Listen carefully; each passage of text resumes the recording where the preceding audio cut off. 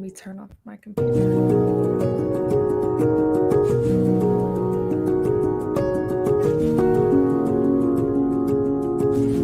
The morning news on YourIowa.com is brought to you by the Commission on U.S. Territories, striving for equal representation around the globe, and by Keep Iowa First, committed to keeping the Iowa caucuses the first in the nation contest in selecting the presidency of the United States.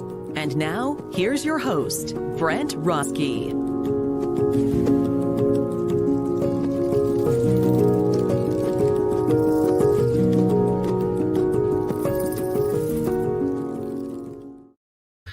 Good morning, everyone. Happy Friday to you. Pat yourselves on the back. You made it through another week. My guest today is Miss Jennifer Farmer. She is the author and PR executive guru, but she's got this book, The First and Only.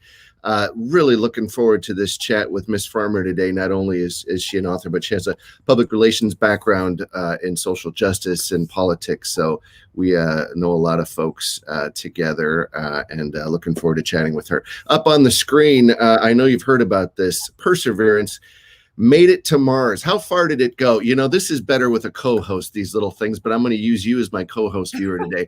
How far did Perseverance travel? Mars is 128 million miles away. That's how far it went. It left in July. That's when the planet's Mars was closest. So they shot it in July. Guess how much it cost? How much does it cost to send something like this, what you're watching here? Now, obviously, this is not video. This is a NASA released this for media to show. This is just 3D animations of what happened yesterday. So how much does something like this cost? $2.7 billion is the answer to that question. And, maybe they'll get our stimulus checks to us, but Perseverance, they're calling him Percy. So he's made it into the atmosphere. Top speed. What do you suppose? How fast did Percy go on his trip? 12,000 miles an hour. If you're wondering, if you were like us and experienced the polar vortex last couple of days, you might be wondering what's the temperature on Mars right now. If you Google TEMP, Google finishes it, temperature on Mars. A lot of people are wondering what is it like on Mars right now. So the temperature on Mars is about -80 Fahrenheit.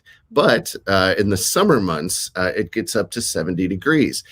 Winter, it gets down to -220. So almost as cold as it was here in Des Moines, Iowa. That is an exaggeration. What is the rover going to be doing up there? It's going to be collecting some rocks. It's actually going to put some stuff in tubes, and then one of the things they're working on is to get those tubes back to the Earth, so it can look it over. The rover's actually dropping a small helicopter. It's a little 4-pound helicopter to see if they can actually do flight on another planet, and they're going to be recording some sounds and looking for signs of ancient life. All that is what they're going to be doing on what they are calling the desert-like Mars surface. And again, thanks to NASA for letting us show this clip right here. Really fascinating, some great tweets. And if you want to learn more about it, of course, they have a Twitter account. NASA's Perseverance Mars rover. Look at that. Hobbies, photography, collecting rocks, and off-roading are the hobbies of Percy. You can follow along with his adventure.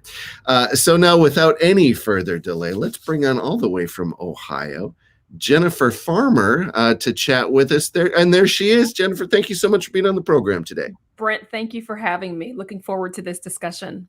Well, it's truly my pleasure. So, I'm gonna pull up the graphic here. I want people to really think about it. First and Only, a Black woman's guide to thriving at work and in life. And, first and only, okay, what does that mean? Such an amazing reason to have this title. Why don't you walk folks through your inspiration of the title, and then we'll jump into what's in it. So I noticed throughout multiple points in my life that I was the first. And when you are the first one in your family to go to college, the first one in your family to work a professional job, the first one in your family to make 6 figures, the first one in your family to work in politics. When you are the first, you can experience a loneliness. There are people in your family and your network who may not be able to relate to you. But also, as you enter these professional spaces, if you're the first Black woman, that can also be interesting, and it can be isolating. And you can try to navigate the situation without feeling that you have a ton of people who you can go to for support. And so I realized that this dynamic of being the first or the only, it was something that many Black women were experiencing, but it was not focused on a ton in the leadership, self-help, and success categories. And so that was my inspiration for the title and for writing the book. Yeah, you talk a lot in the book about that sense of loneliness at the top, loneliness in leadership. People don't really talk about that, do they? If you look at other current business books, you've got like the Lean In book from Sheryl Sandberg. It's all about, do good, succeed, succeed, succeed. But what does it mean? What does it mean for your life? So first and only, yeah, definitely. And there it is again, first and only. It is a bit lonely at the top, they say. Now, I wanted to point this out. Here's another graphic, but this is actually your dedication: for my daughter, for my nieces. May you go without being asked, speak without seeking permission, and create without fear of failure. Those are very important words. Why don't you expound on that? So for much of my life, I waited for permission. In fact, a lot of women do. And I remember working in politics in the Ohio House of Representatives, and I remember working for a representative, and he would say, Jennifer, when you go into a meeting, always make yourself heard, always say something. And so I had that advice in the back of my head, but there were many situations where I was afraid to speak, where I felt like my voice was not valued, it wasn't welcomed. And I spent so much time trying to fit inside of a neat box to make other people comfortable. And my hope for my daughter and for my nieces and for future generations that are coming alongside us is that they have more confidence than I did at their age, that they will not wait for someone to tap them on the shoulder and say, okay, you can go ahead and bring forth that great idea. I think for a lot of Black women who are thinking about how to navigate racism and sexism and how to show up in a way that's authentic to our true selves and also to fit into these various environments, we can feel very, very unsure at times. And what I'm saying is that each of us have gifts, each of us have unique skills and talents, and bring that forth without someone asking you to do so. You may not always get the invitation.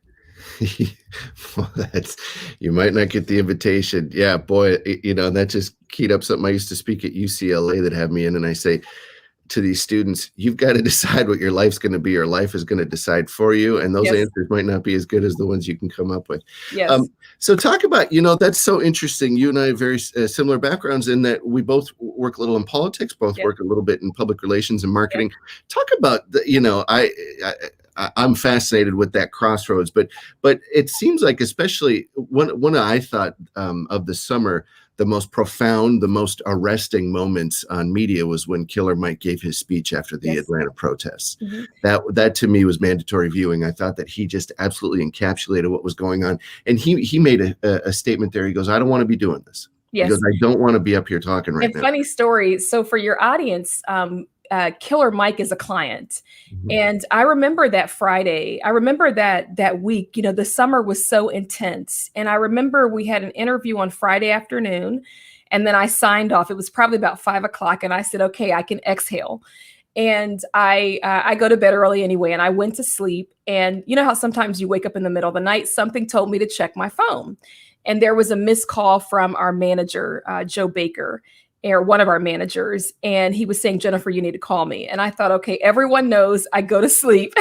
And so if he's calling me at 10 p.m. at night, it is serious. And, I know how Mike felt before he gave that interview.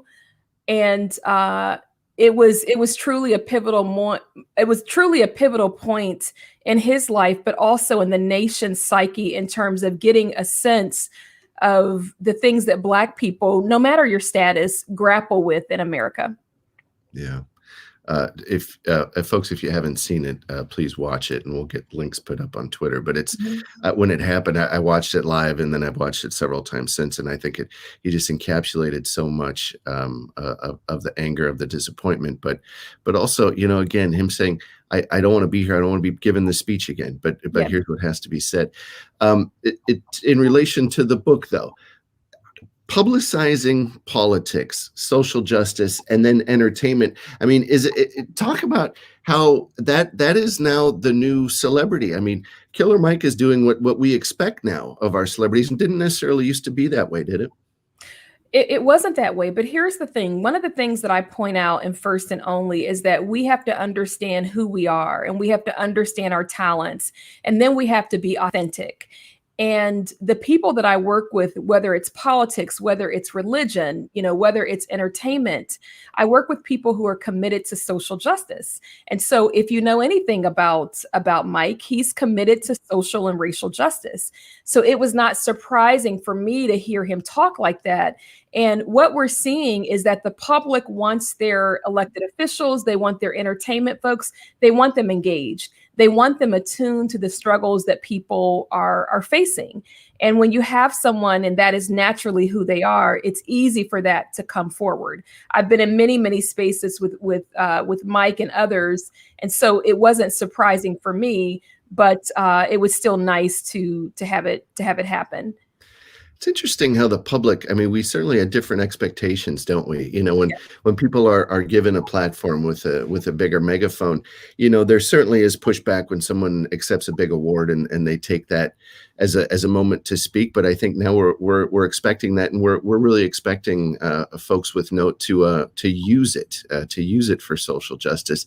And how does that influence your work as a publicist? Certainly you have to guide artists in where they want to go, but you also have to do, what's best for the business model.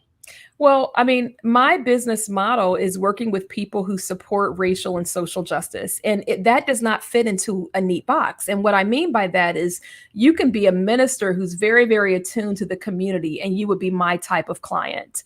And so the business model for me is to be authentic to who I am. And who I am is someone who's deeply committed to racial and social justice and also doing good. And I happen to attract people who agree with that.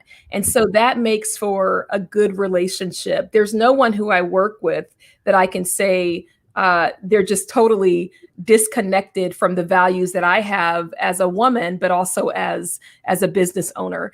And one of the things that I point out in First and Only is if you can discover who you are and have the confidence to live that out day in and day out. Brent, I've been doing this for 18 years.